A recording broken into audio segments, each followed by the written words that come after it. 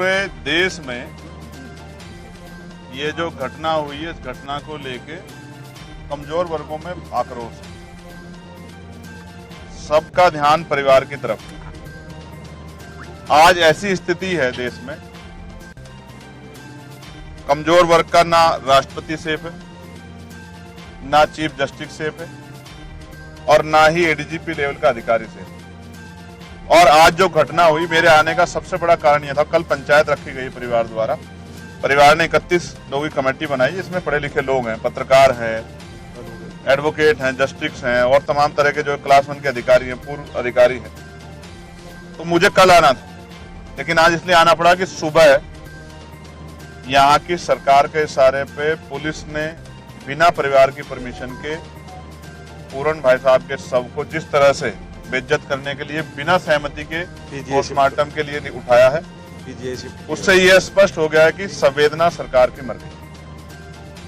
5 दिन हो गए। अगर इतना मजबूत परिवार, जिस परिवार में जिसकी जान गई है, वो क्लास 1 के अधिकारी थे, एडीजीपी लेवल के, जिनकी खुद की पत्नी जो है वो क्लास 1 के अधिकारी आईएएस है, और तमाम तरह के उनके परिवार में जो रिलेटिव हैं, उनके एक भाई जो हैं, उनकी पत्नी के वो एमएलए हैं। जब इस तरह के परिवार को न्याय नहीं मिलने में जो इतनी देरी हो रही है, तो आम गरीब दलित पिछड़े वर्ग के लोगों के हालात क्या है?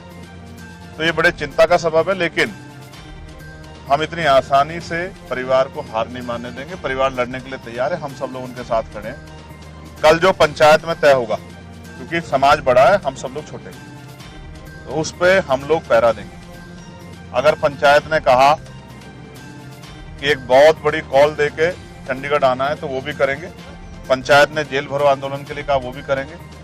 पंचायत ने जो भी आदेश दिया, हम लोग उसको पालन करेंगे, क्योंकि मैं पूरन भाई साहब को पहले से जानता हूं।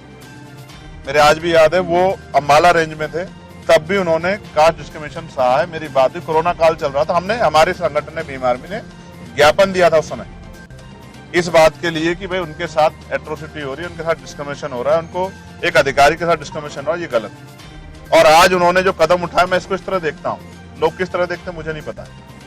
अगर आप चोर को चोर कहोगे तो शायद उसको बुरा ना लगे, वो बचने की कोशिश करेगा मुंह फेरने की। लेकिन अगर आप ईमानदार को चोर कहोगे तो फिर उसको तकलीफ होगी। एक ईमानदार आदमी जिसके ऊपर इतना बड़ा एलिगेशन लगाया गया और एक कमेटी बना के जो है उस एलिगेशन को प्रूव करने की कोशिश की गई, शायद इस बात के भार को वो नहीं सह पाए, वरना जीवन सबके लिए जरूरी है। उन्होंने इसलिए कदम उठाया, उन्हें लगा कि उनको जीते जी न्याय नहीं मिलेगा, लेकिन मरने के बाद शायद पुलिस, प्रशासन, सरकार और मेरा समाज मेरी बात को सुनेगा। न्याय पसंद, संविधान को मानने वाले लोग इस बात को सुनेंगे। और आज ये दर्द जो है पूरे परिवार का है। मैंने उनकी बिटिया से बात की है, उनकी पत्नी से बात की है, उनके परिवार के और लोगों से बात की है।